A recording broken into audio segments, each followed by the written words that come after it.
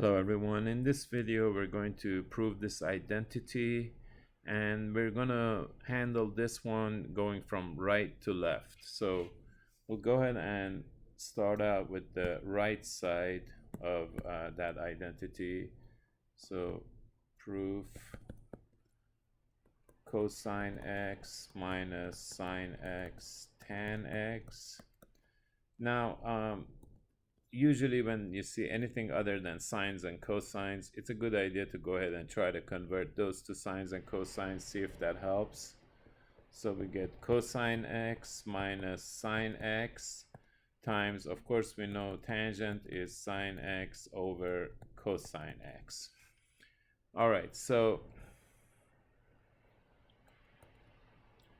now we notice that we have cosine x minus sine squared x over cosine x. Another one of the moves we normally try with identities, if we have two terms like that, we go ahead and try to see if we can combine them, especially when we can see we're headed toward an expression which seems to have only one term. That's particularly helpful in those situations. So notice you can think of a 1 right there and go ahead and combine these two fractions, which of course means we're going to need to multiply the top and bottom of this first fraction by cosine x. So we end up with cosine squared x minus sine squared x. That on the top should be an identity that you recognize.